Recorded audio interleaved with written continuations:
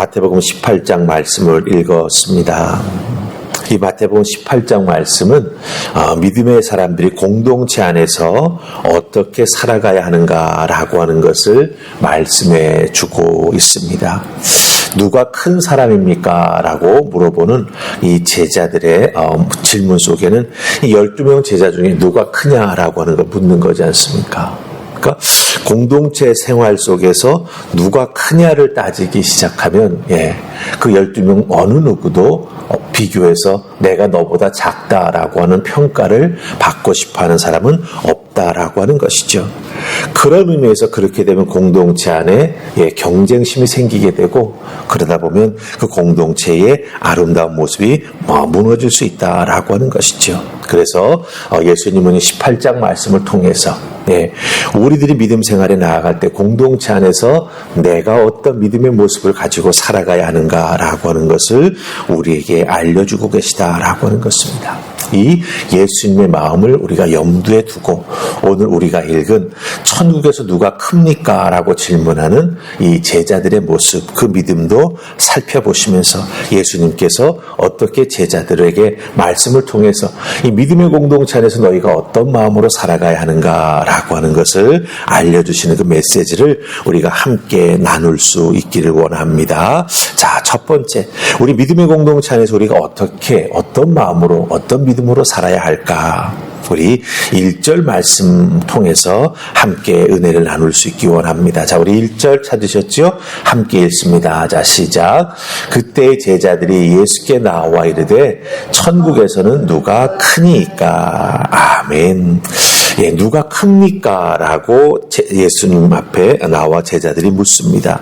그때 예수님 응답하실 때 2절 보니까 한 어린아이를 불러서 제자들 가운데 세우시고 이 어린아이를 비유해서 제자들에게 큰 자가 누가 되는가라고 하는 것을 역설적으로 말씀해 주십니다. 특별히 왜 한 어린아이를 세웠을까? 앞에 나서기 좋아하고 자꾸 리더의 자리로 나아가기 좋아하는 베드로를 불러 세우셔서 설명하셨으면 제자들이 더 쉽게 알아들을 수 있었을 것 같은데 왜 어린아이를 불러 세우셨을까?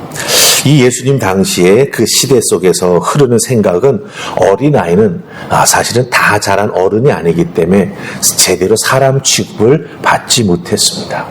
특별히 아버지가 그 어린아이를 자기 마음대로 할 수 있다라고 하는 그런 생각이 아주 강했습니다. 그런데 예수님께서는 그 어린아이를 불러서 천국에서 누가 가장 큽니까? 라고 묻는 질문에 대답하시기를 시작했다라고 하는 것이죠. 그것이 무슨 의미가 되겠습니까? 바로 어린아이와 같이 되지 아니하면 너희가 부족하고 연약하고 어른과 비교해서 쓸모없다고 생각하는 이 어린아이와 같이 되지 아니하면 결단코 천국에 들어가지 못한다라고 말씀하십니다. 누가 큽니까? 라고 물어보았는데 뭐라고 말씀하세요?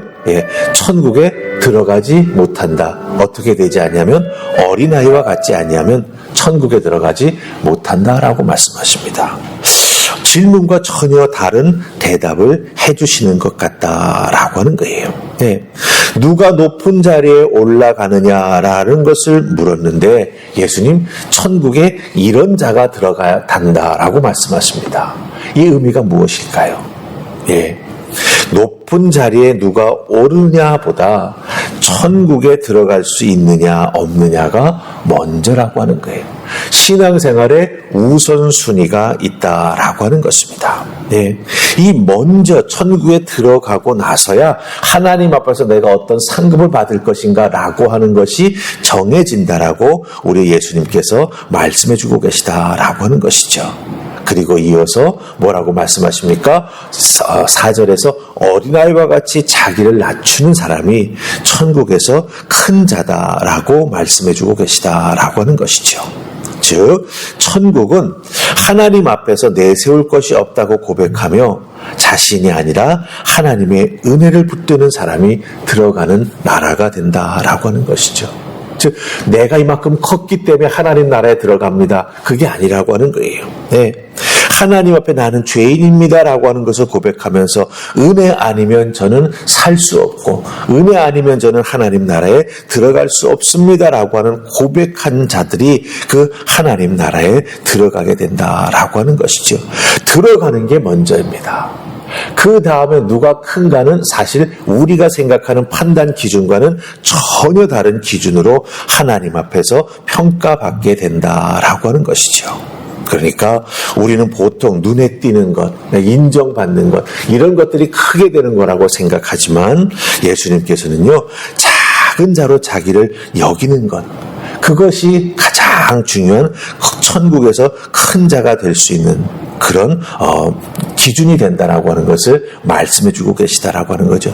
들어가는 게 먼저고 그 다음에 천국에서 누가 크냐 작냐는 너희들이 생각하는 판단 기준과는 전혀 다른 하나님 앞에 자기 자신을 전적으로 여기고 하나님을 은혜로 사모하는 자가 가장 큰 자다라고 말씀해 주고 계시다라고 하는 것입니다. 그런 의미에서 여러분들 우리들이 공동체 안에서 신앙생활을 해 나아갈 때 제일 중요하게 여겨야 될 것이 무엇입니까? 나는 하나님 나라에 속한 사람이다. 나는 구원받은 사람이다. 하나님 나라에 들어간 사람이다 라고 하는 것을 먼저 가장 주의 깊게 살펴보아야 된다라고 하는 거죠. 그럼 하나님 나라에 들어간 내가 하나님 앞에서 내가 얼마나 큰 자인가 라고 생각하는 것이 과연 의미가 있겠냐라고 하는 거죠. 네. 천지 만물을 지으시고 나를 구원해 주신 하나님 앞에 나아가 내가 얼마나 큰 자입니까? 라는 걸 생각하는 게 얼마나 우습냐라고 하는 것이죠.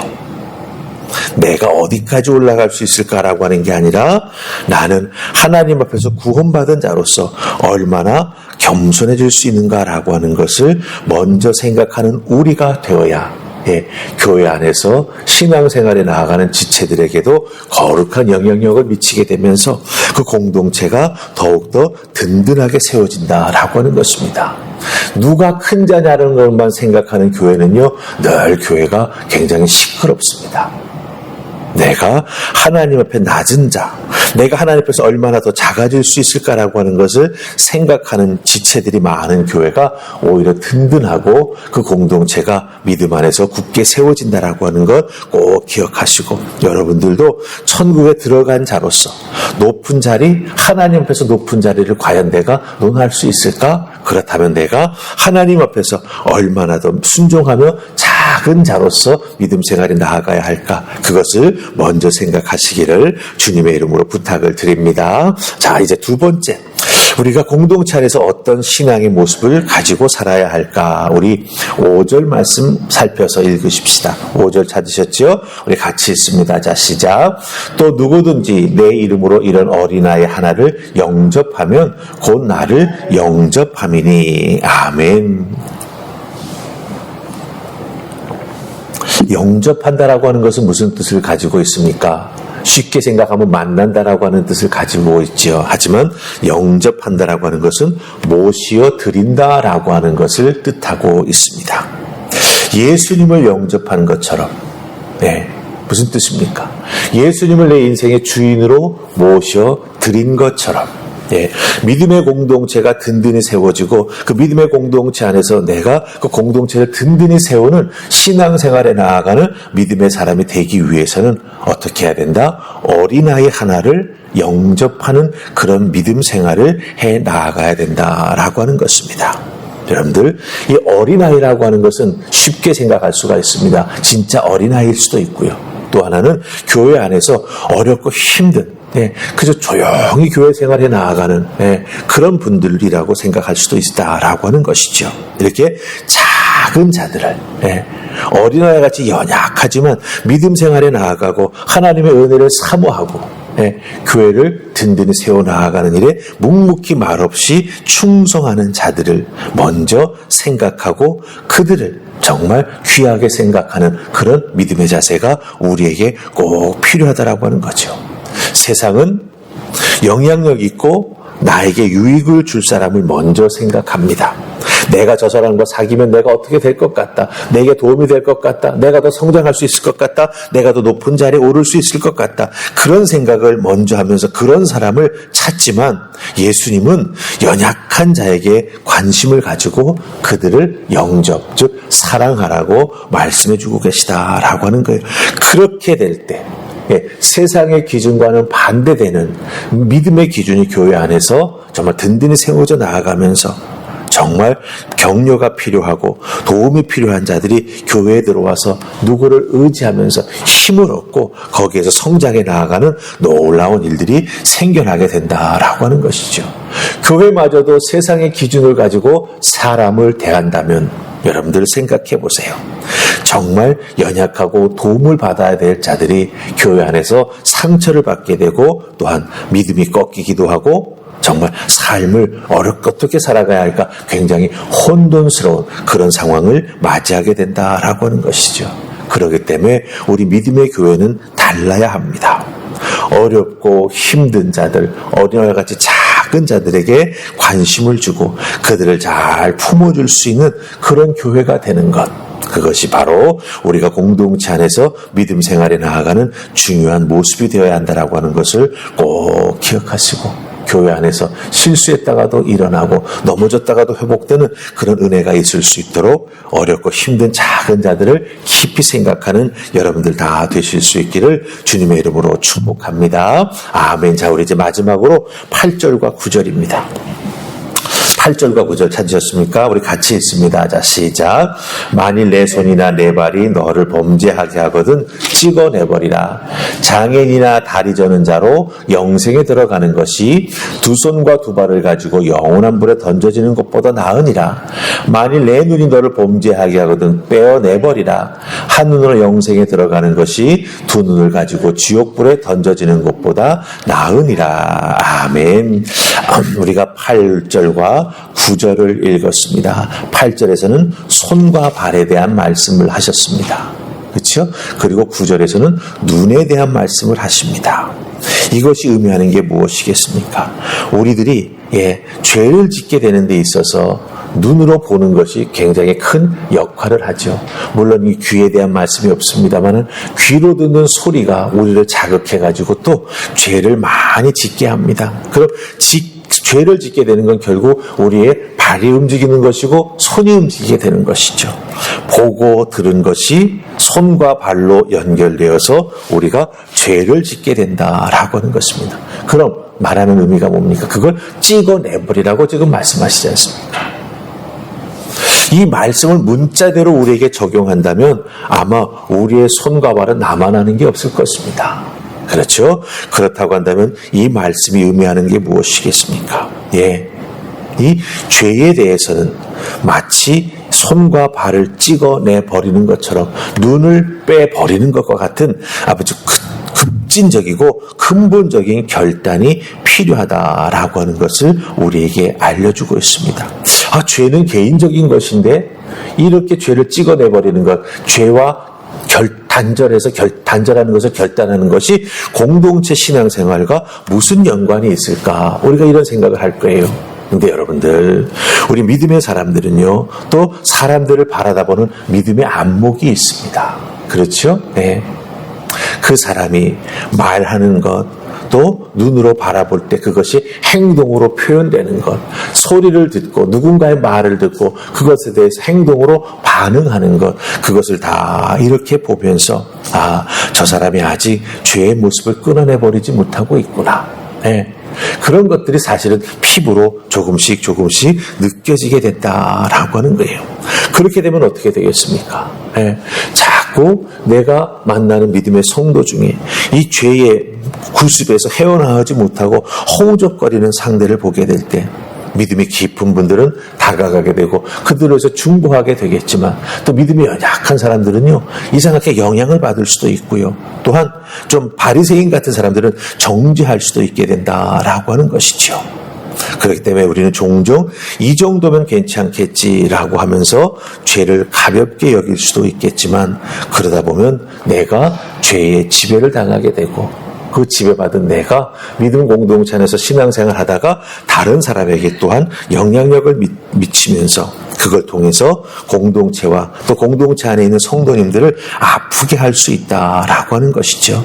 그런 의미에서 여러분들 우리가 공동체 안에서 신앙생활 아름답고 기쁘고 감사하게 하기 위해서는 어떻습니까? 내게 있는 죄를 짓게 하는 그런 내용들 우리가 포기해야 되고 따라가지 말아야 되고 주님 말씀하신 것처럼 잘라낼 수 있는 근본적이고 급진적인 결단이 우리에게 꼭 필요하다라고 하는 거예요. 그래야만 믿음의 공동체가 더욱더 든든히 세워지고 한마음 한뜻이 되어서 우리 주님이 기뻐하시는 복음 전하며 죽어가는 생명들을 구원하는 그런 일에 더욱더 초점 맞추게 되고 쓸데없는 일에 에너지를 소비하지 않게 된다라고 하는 거예요. 그렇게 될 때 교회는 더욱더 든든해지고 또 하나님 앞에서 우리 모두는 은혜 받고 축복받는 인생으로 살아가는 아름다운 성도, 아름다운 교회가 된다라고 하는 것을 꼭 기억하시고 공동체 안에서 내가 어떤 신앙생활을 해야 될까? 누가 크냐? 그게 중요한 게 아니다라고 하는 거죠. 천국에 내가 이렇게 들어갔으니 주님 안에서 겸손한 자로 살아야 된다. 이게 첫 번째입니다. 그다음 두 번째 오늘 말씀 속에서 어린아이같이 작은 자들을 잘 지켜내는 교회가 되는 것. 그 신앙생활하는 게 중요하다. 세 번째, 죄. 가볍게 여기지 않고 끊어내야 나 자신도 또한 교회도 든든히 세워진다라고 하는 것 꼭 기억하시고 이 말씀 마음에 담고 신앙생활 하시되 특별히 교회에서 이 말씀 잘 지켜나가는 여러분 되시기를 주님의 이름으로 축복합니다. 아멘. 우리 기도하겠습니다. 좋으신 하나님 은혜 감사합니다. 주신 말씀 잘 기억하게 해주셔서 예수님 특별히 교회 생활, 신앙 공동체 안에서 내가 어떤 신앙생활 해야 나아가야 할까 하나하나 가르쳐주고 계십니다. 주신 말씀 잘 기억하면서 주의 몸된 교회를 든든히 세워나가는 믿음의 사람 되게 하시고 또한 나 자신도 교회 안에서 겸손한 자로 신앙생활에 나아가며 나보다 연약하고 어린 지체들을 잘 돌봐주고 세워줄 수 있는 든든한 믿음의 사람 될 수 있도록 은혜 베풀어 주시옵소서. 오늘 주어진 나의 삶의 자리에서도 이 말씀 잘 기억하고 준행해 나아가는 하나님의 사람으로 세워주실 줄 믿사옵고 예수님 이름으로 기도하옵나이다. 아멘.